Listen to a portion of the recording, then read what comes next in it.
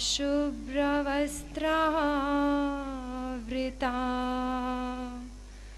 या वीणा वरदण्डमण्डितकरा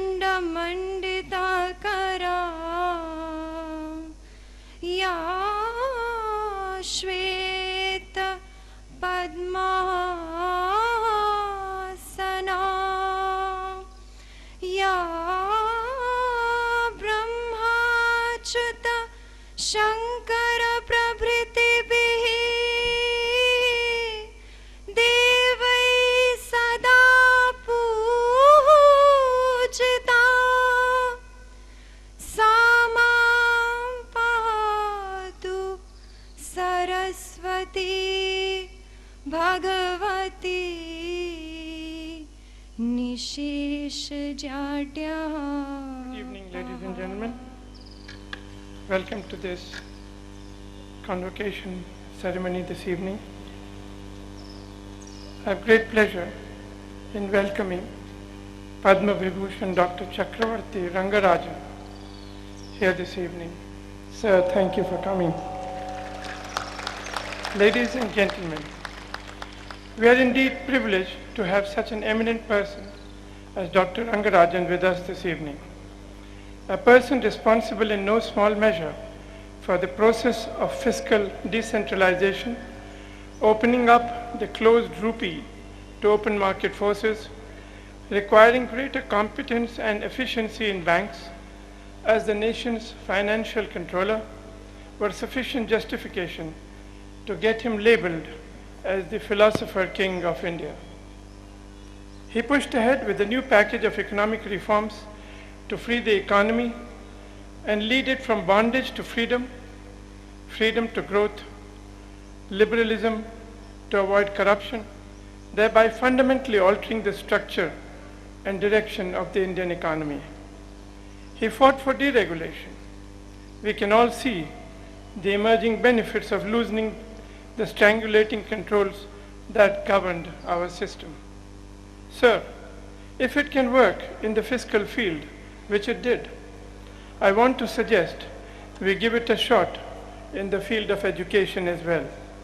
Let the government free it from the strangulating controls that it is tied down in at all levels, primary, secondary, graduate, and postgraduate fields. India's literacy rate of 65% is below that of 125 countries of the world. Our higher education enrollment ratio of 10% is once again amongst the lowest in the world. Knowledge has become the most important factor in economic life. In 1998, when India was at a position of 128 out of 174 nations in the field of human development, 11 years later, in 2009, its position slipped to 134 out of 182 nations. We need some serious introspection, especially since Brazil and China retained their positions.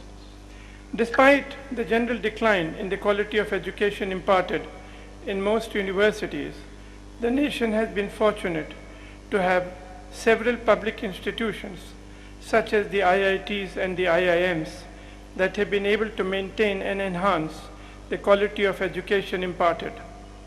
Government should use these institutions wisely by freeing them from all operational controls while charging them with the responsibility to provide the benchmarks for quality education needed by society. These institutions must be supported and encouraged to compete with the best institutions in the world. We need greater autonomy in functioning and running these great temples of learning. A comment on the proposed entry of foreign academic institutions in the country would be in order at this stage. The Foreign Universities Bill proposed by the government would provide the same freedom of operations to the foreign academic institutions as provided to the private domestic academic institutions in the country.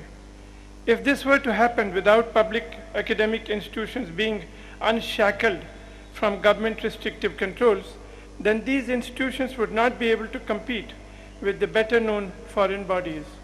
Unintentionally and without reason, the government would have sown the seeds of destruction of some excellent academic institutions of India. The meaning of the word autonomous is self-governing. If IIM Ahmedabad is indeed an autonomous institution, as agreed to by the government, then it must be self-governing. That is governed by the Board of Directors, Board of Governors of the Institute. And yet, the history of functioning of the Institute, as is the case with other IIMs as well, clearly shows that the functioning is not autonomous. That is, these institutions are not entirely governed by their Board of Governors. There is multifaceted, multi-pronged, unrequired and unnecessary interference in the functioning and decision-making of the institutes by various government agencies. As a person who has sown the seeds of decontrol of some sections of our economy, we need your active support, sir, in the field of education as well. Government needs to substantially increase the financial allocation to education, both for graduation and to technical courses of higher learning. The amount set aside by the government for the education sector in the plan is highly inadequate to meet the funding needs of this sector, more so if the economy is set to grow at 8% a year or more. Illiterate and poor people do not make nations. They are merely an agglomeration of humanity on a large chunk of land that tectonic plates threw up above the surface of the sea. Education is one inheritance we can give our children that is inseparable to their lives and is an important constituent in converting a land full of people into a nation. We propose for the government to give full autonomy to institutes of higher education from having to observe any of the norms applicable to CEIs for a 10-year period. During this period, the institute would be expected to achieve global standing as a management school that is recognized as a thought leader in the world of management, particularly in the context of a developing nation. Such institutes should agree to certain benchmarks of performance that may be independently monitored by a committee consisting of eminent and qualified individuals, not by persons who have no clue to the complexity of the education regime, its culture, and its related disciplines. I thank you once again, sir, for sparing your valuable time to be here today. Thank you.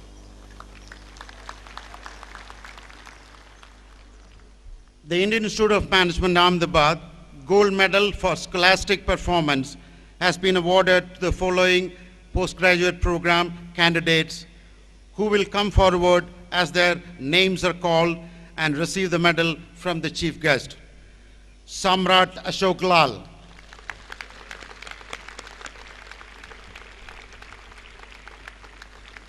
Rohan Chowdhury.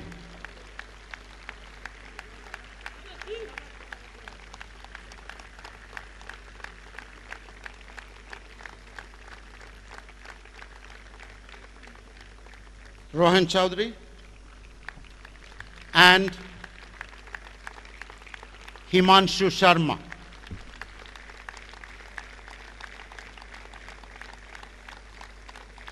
Himanshu Sharma, please.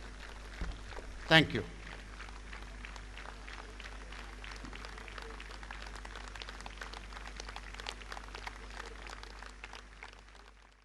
The Indian Institute of Management Ahmedabad Gold Medal for Scholastic Performance has been awarded to the following one-year postgraduate program in management for executives candidate who will come forward as his name is called and receive the medal from the chief guest. Vinod Kumar Ramachandran.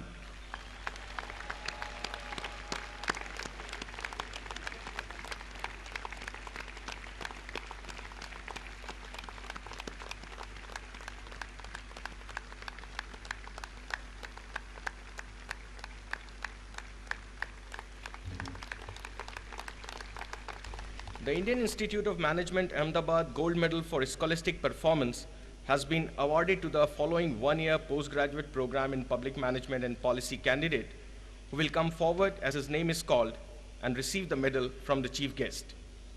Sanjeet Kumar Pandey.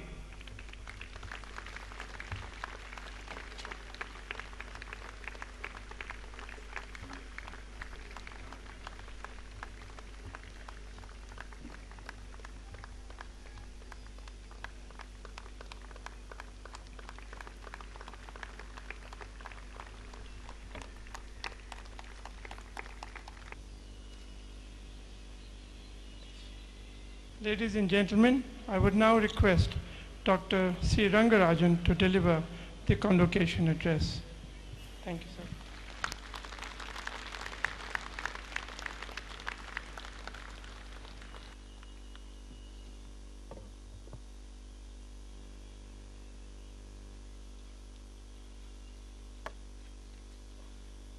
Chairman and members of the Board of Governors, Director of the Institute,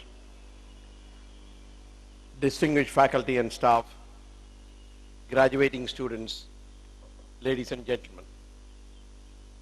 It gives me very great pleasure to be in your midst this evening.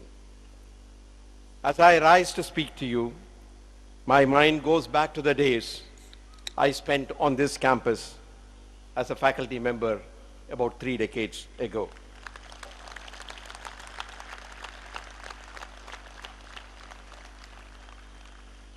To be a teacher at IIMA was a great privilege. The students were bright and sharp. They were hardworking and sincere. What more does a teacher demand or desire from the students? Since I left in 1992, the Institute has grown both in size and scope. Today you admit a lot more students than you did 30 years ago. But quantity has not led to an erosion of quality. You still maintain the leadership role among the management schools. Congratulations. May this institution go from strength to strength and let the nation benefit from the commitment and skills of the students that pass out of this institution. Let me at the outset congratulate all of you who are graduating today. Needless to say, this is a moment of great joy and satisfaction in your life. Your academic efforts have come to fruition. This marks the completion of one stage in your life. Another is about to begin. Many of you will be moving out of the sheltered confines of a college and entering the real world with all its ups and downs. The process of transition will pose some problems, but I am sure that the value system and training that you have acquired at this institute you will be able to face the world with confidence. From the country's point of view, we welcome you as our next generation of managers and leaders. May you grow up to provide effective leadership over this century. In a sense, your future is intertwined with the future of the country. At the same time, you also have an opportunity to shape it. Youth is driven by idealism and ambition. Idealism without ambition may not achieve much, but on the other hand, ambition without idealism can be dangerous.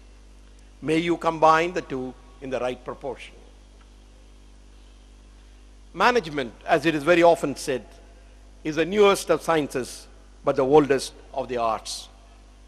Wherever human endeavor is involved, management is present, because the major objective of management is to achieve results.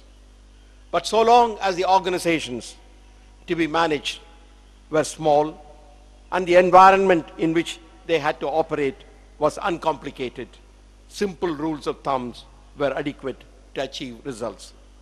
However, this is no longer true.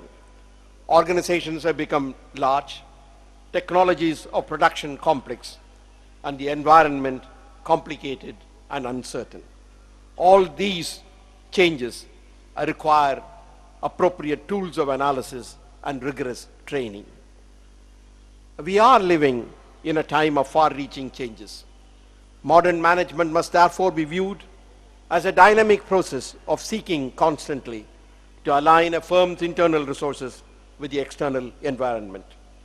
It is this external environment which is undergoing a transformation in this country and abroad, which is marked by such challenges as one, coping with increasing technological complexity, two, responding to ever faster speed of innovation, three, meeting rising quality standards, four, satisfying more demanding customers, and finally, conforming to certain codes of conduct demanded by the society at large.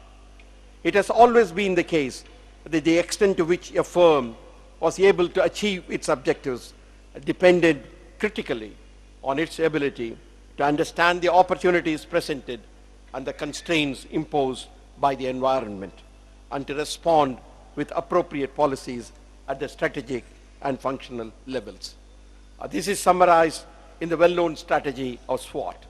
Only increasingly, the environment that is relevant is not only domestic, but also global. The world has moved into a new century and a new millennium, with greater integration of countries and communities. The term globalization means integration of economies and societies through cross-country flows of information, ideas, technologies, goods, services, capital, finance, and people.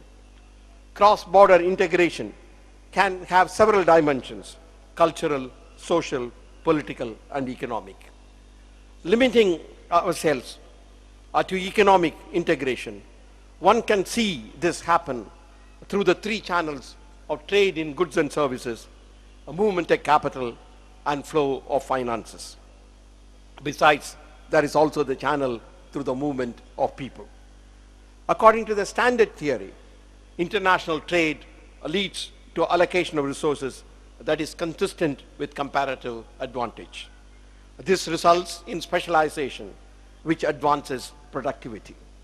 It is accepted that international trade in general is beneficial and that restrictive trade practices impede growth. That is the reason why many of the emerging economies, which originally depended on a growth model of import substitution, have moved over to a policy of outward orientation. Capital flows across countries have played a significant part in enhancing the production base. This was very much true in the 19th and 20th centuries. Capital mobility enables the total savings of the world to be distributed among countries which have the highest investment potential. Under these circumstances, the country's growth is not constrained by its own domestic savings. On the impact of globalization, there are three major concerns. These may be described even as fears. The first major concern or fear is that globalization leads to a more iniquitous distribution of income among countries and within countries. The second fear is that globalization leads to loss of national sovereignty and that countries are finding it increasingly difficult to follow independent economic policies. The third fear associated with globalization is insecurity and volatility. When countries are interdependent or interrelated strongly, a small spark can start a large conflagration. Panic and fear spread fast. Crisis anywhere becomes crisis everywhere.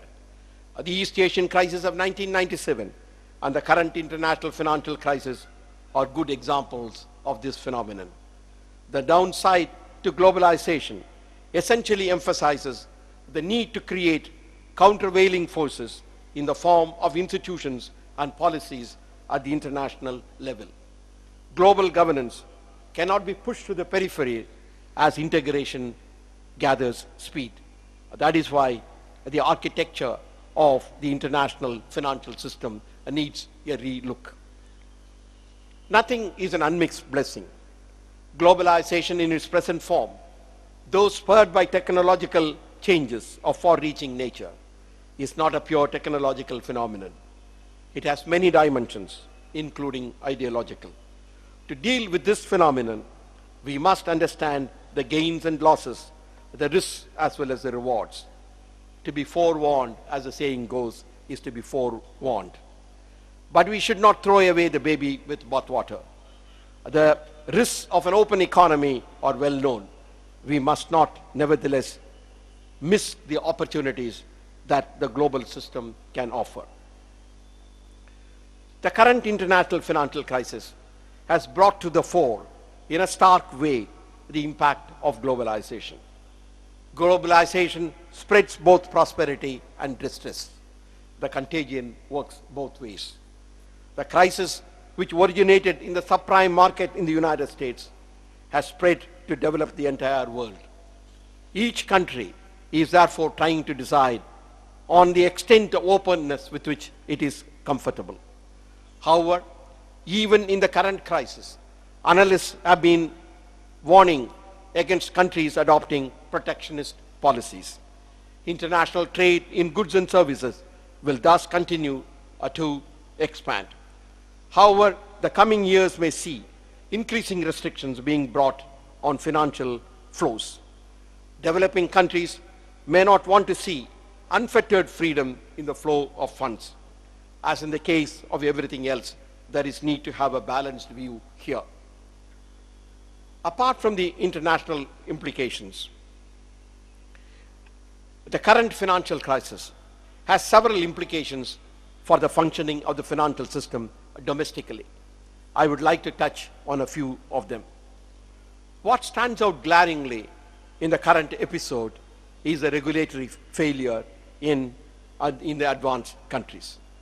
The regulatory failure was twofold. First, some parts of the financial system were either loosely regulated or were not regulated at all, a factor which led to regulatory arbitrage, with funds moving from the highly controlled to the less controlled sections.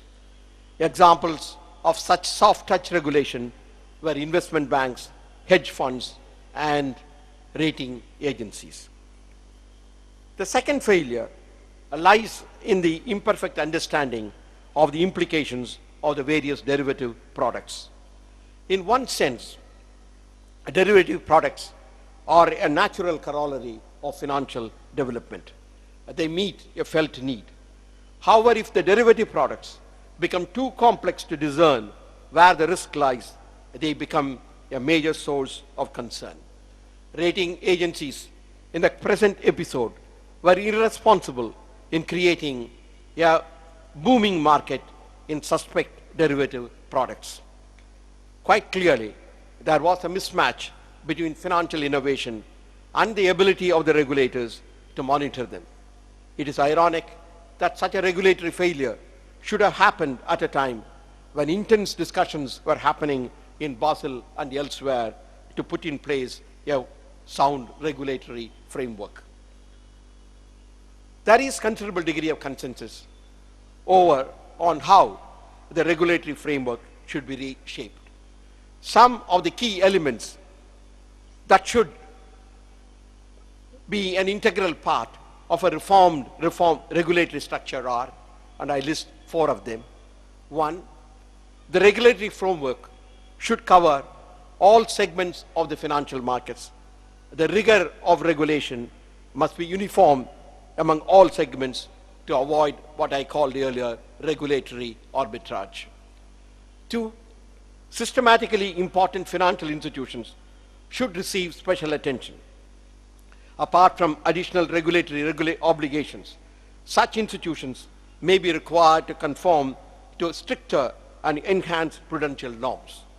Large institutions having operations across countries may require coordinated oversight of regulators of different jurisdictions. In fact, there is a proposal to prevent financial institutions, particularly banks, growing beyond a certain size so that the dilemma of too big to fail can be avoided.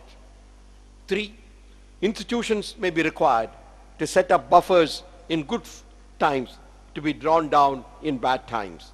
This may entail varying capital adequacy and provisioning requirements according to the phase of the business cycle. They may be allowed to rise and fall with the business cycle. And 4, excessive leverage in banks may be contained through additional supplements to the risk-needed capital ratio. Most countries are convinced that the reform of the regulatory structure along these lines is very much needed. However, there is no consensus on measures such as levying a tax on financial transactions. There is also no consensus on whether the financial system should have a single regulator or multiple regulators. The recent experience does not provide any unique answer. For example, the United States, which had multiple regulators, had also to face a crisis, and UK, which had a single regulator, also had to face the crisis. Banking development has taken big strides in the last 2 decades. The basic motivation for inducting new financial products is to improve the customer satisfaction. A question that is being asked increasingly is whether the financial sector today is inherently more volatile and vulnerable than before. The very factors that have contributed to the growth of the financial sector may well have contributed to increased fragility. Close interdependence among markets and among market participants have increased the potential for adverse events to spread quickly. They have increased significantly the scope for and speed of contagion. Some question whether the new financial products serve any socially useful purpose. It has been argued that much of the recent innovation in the financial system has sought to increase the short-term profitability in the financial sector rather than to increase the ability of financial markets to better perform their essential functions of managing risks and allocating capital. In addition, it has been pointed out that some of these innovations may have engendered financial instability. It would be inappropriate to classify all or even most of the financial innovations introduced in the last few decades as socially useless. The reference here is more to the advanced countries. Many of the financial products satisfy a felt need. We are living in a world of uncertainty. Customers need to protect themselves from the volatility in exchange rates and interest rates. Appropriate hedging mechanisms are therefore needed. It is a function of an efficiently organized financial system to provide these instruments. It is wrong to argue that the economic growth seen by the industrially advanced countries in the recent period, particularly in the last decade and a half, has not been helped by the improvements in the financial market. But excesses in any field have their own dangers. There is no argument that the regulatory regime needs to be restructured to make the banking system more sound. Excessive risk-taking and leveraging by banks need to be discouraged by appropriate regulatory measures or controls.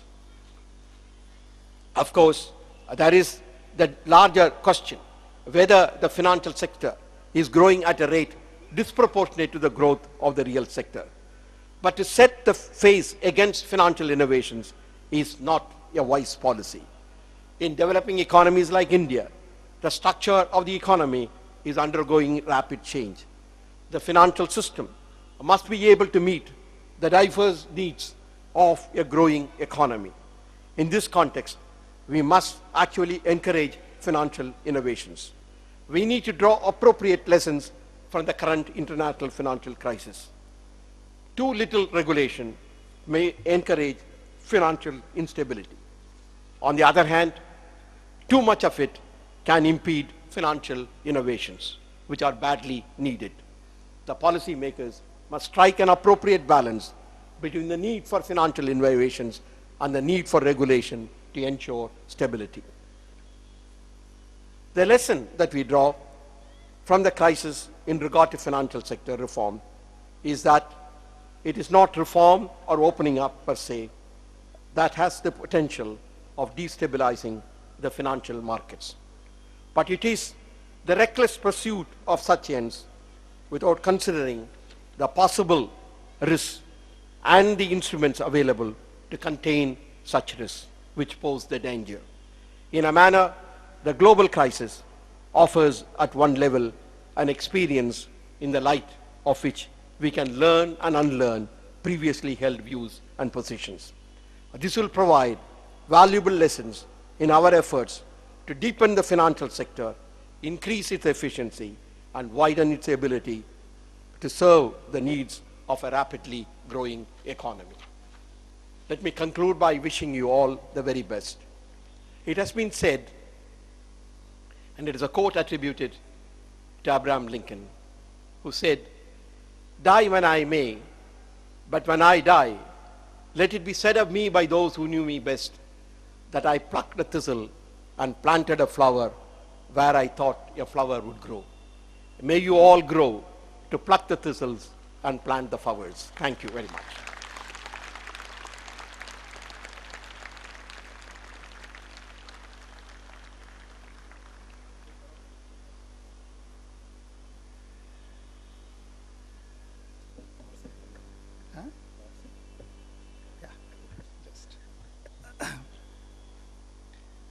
Dr. C. Rangarajan, Chief Guest of the Convocation, Dr. Vijaypat Singhania, Chairman of the Board of Governors of the Institute, members of the IIMA Society, members of the Governing Board of IIMA, colleagues from the Institute, family members and friends of the graduating students,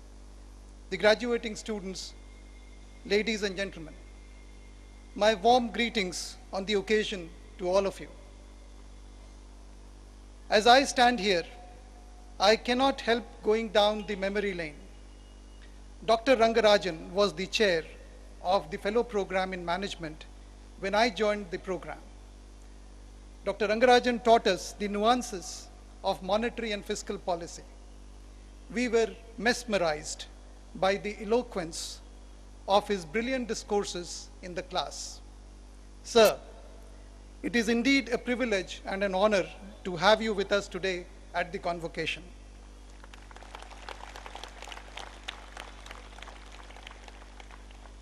The year that has gone by was a year of pullback from the financial and economic mess of 2008. In line with the upturn in the global economic performance, the performance of the Institute also showed significant recovery in the second half of the year in the segments of activities that are directly impacted by corporate performance. Barring unexpected developments, we would do much better in these segments next year. The Institute's flagship program, the PGP, continued its dominant position as the most coveted postgraduate program in management in the country.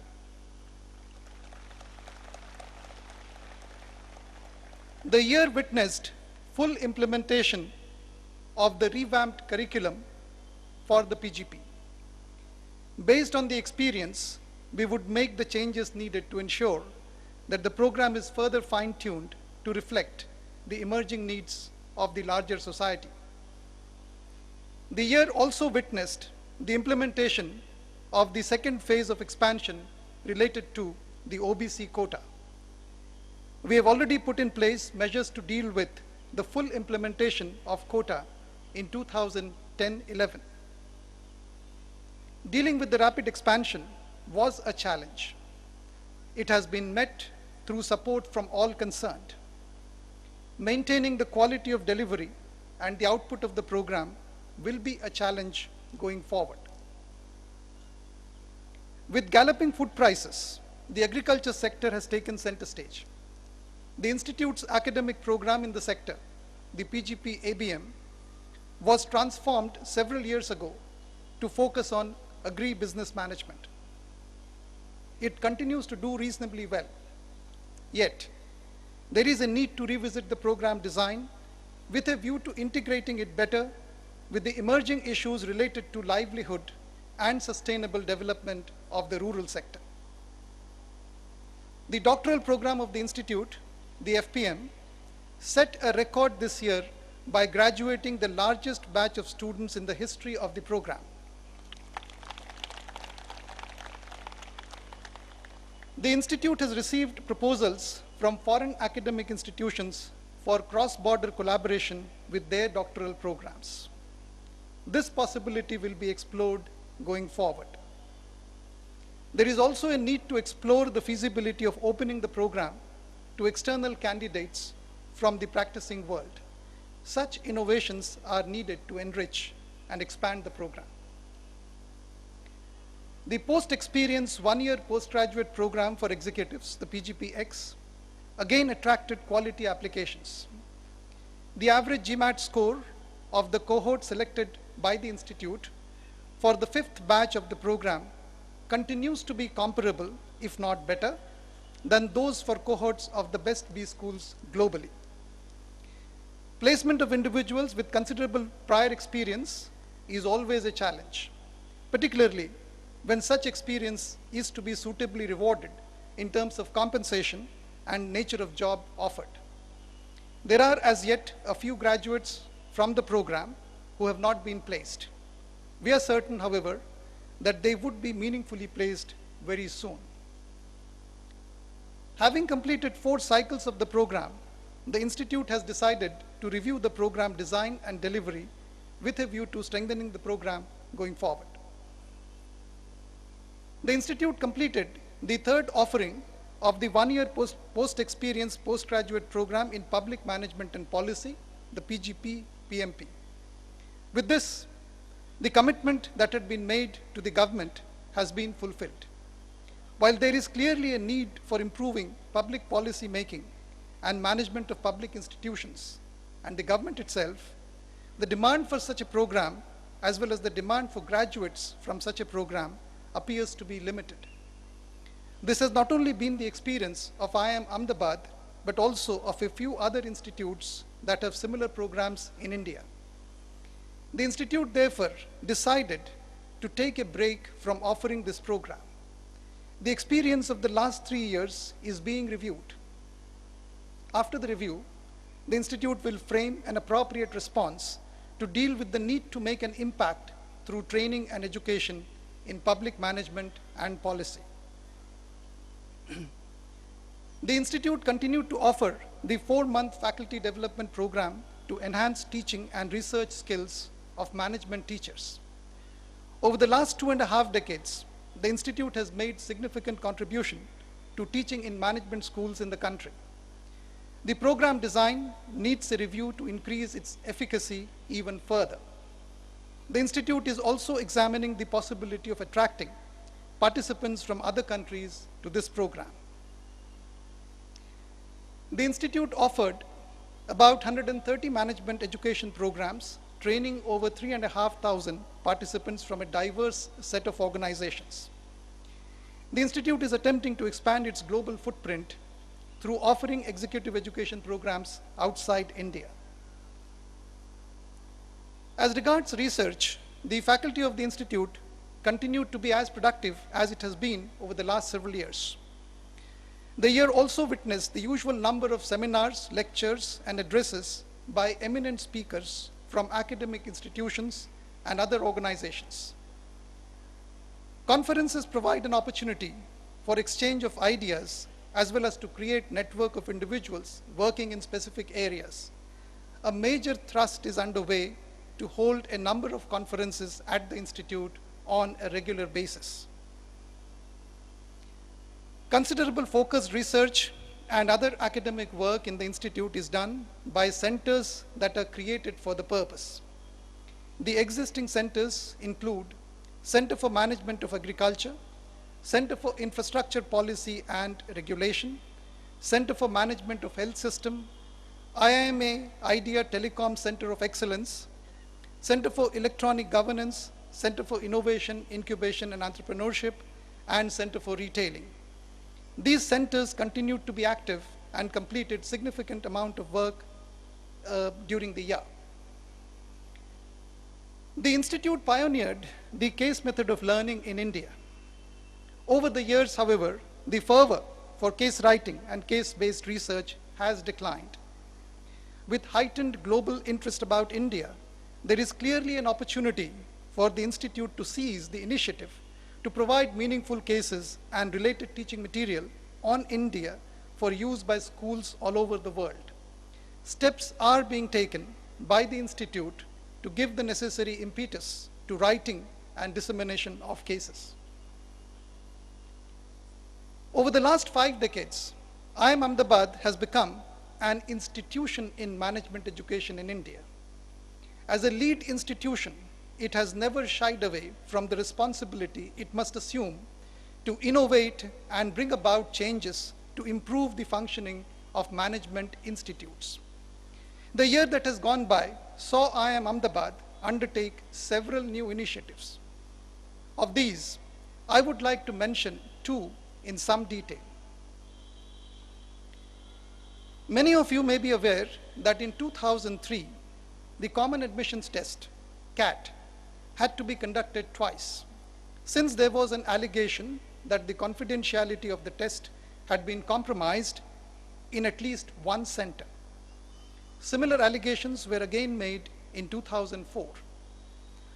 In a paper and pencil test, since the same paper is administered simultaneously to all candidates, a breach of this nature requires that the test be conducted again for all candidates. With burgeoning number of applicants, IIMs realized that a way had to be found to deal with this high risk of having to repeat the test for all in case of breach even in one center. Computerization of the test and tests at multiple times in a year was clearly the answer. The much needed initiative towards computerized CAT was spearheaded by a faculty member from IIM Ahmedabad. The key individuals who participated in the academic process underlying the change were largely from IIM Ahmedabad. Yes, the process did get into trouble due to a variety of reasons, most beyond our control, and yet the proof of the concept did get established. The second major initiative at process change pertains to the final placement of students. All IIMs and several other leading business schools in the country followed a process that resulted in spot offers being made to students.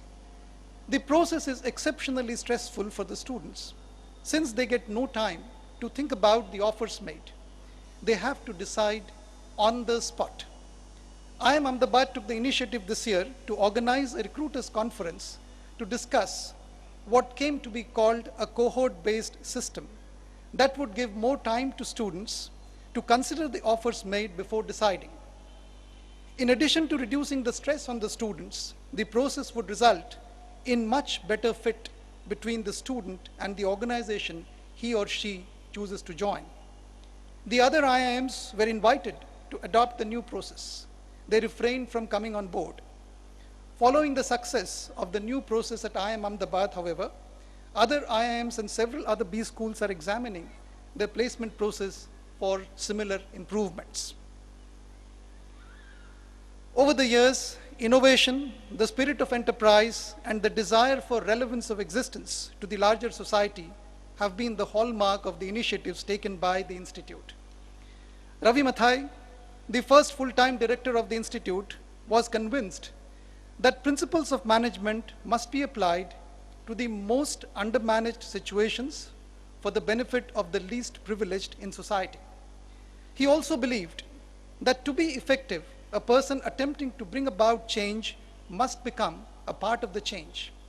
he started the Javaja experiment, an action research project to transform the lives of the deprived community in one of the most backward districts of Rajasthan.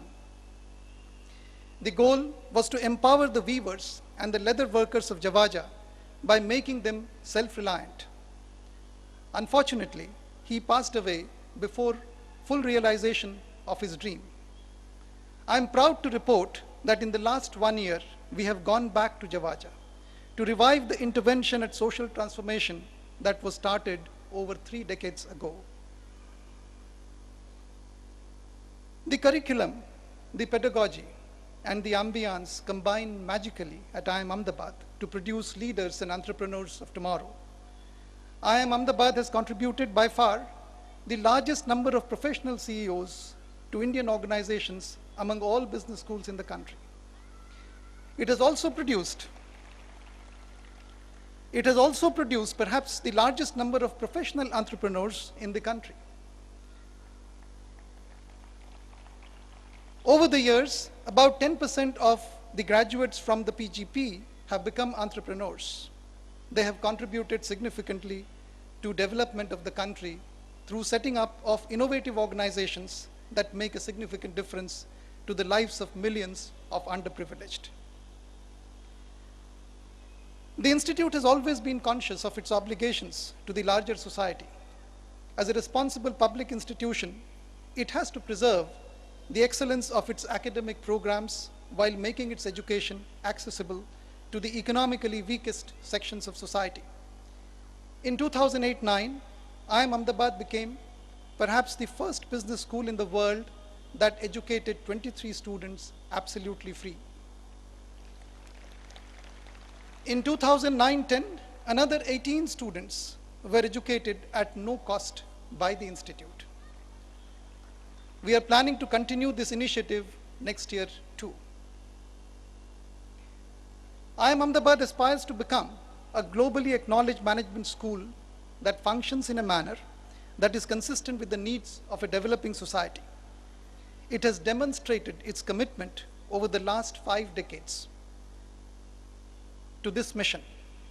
It is time for the government and the larger society to set it free from all government controls so that it can compete without its hands being tied against the foreign B schools that are being allowed entry into India. The need for full autonomy to decide its destiny is urgent. If the autonomy is withheld, future generations will hold us responsible for sowing the seeds of demise of some of the excellent public institutions of higher learning we have in the country today.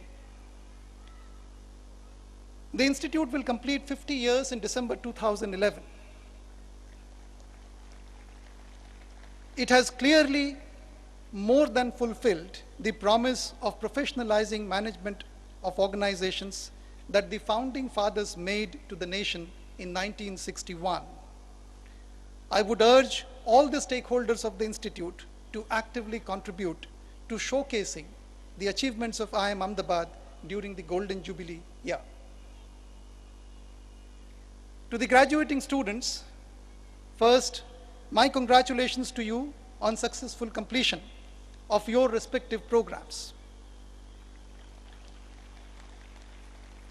My congratulations to your families and to your teachers who provided the supportive ambience and shaped your intellect for you to achieve this academic distinction. You have now become a part of the larger community of alumni of the Institute. This community enjoys very special privileges in society. Doors will open for you that are shut for others. Use the privilege that you have acquired responsibly and with wisdom. Make sure that every action of yours adds to the reputation that has been built over the years by thousands who have preceded you. Use the power you have acquired to make a difference to the world, to make it a better place for millions who are less privileged than you. As you go through life and build new relationships, do remember the time you spent on campus and the relationships you built here. Come back as often as you can to relive the sights and sounds that you leave behind come back and talk to us about your experiences, good or bad, so as to go back to your world with renewed vigor and confidence. I wish you the very best as you chart out your own distinctive paths of glory. Thank you.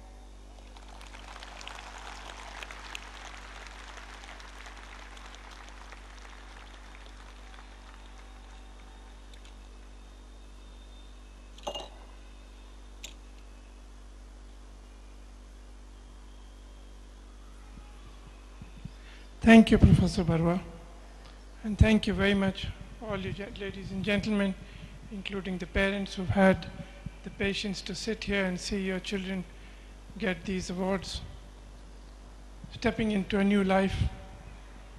With this, I'd like to declare this convocation ceremony closed. Thank you very much. Good night and all the best.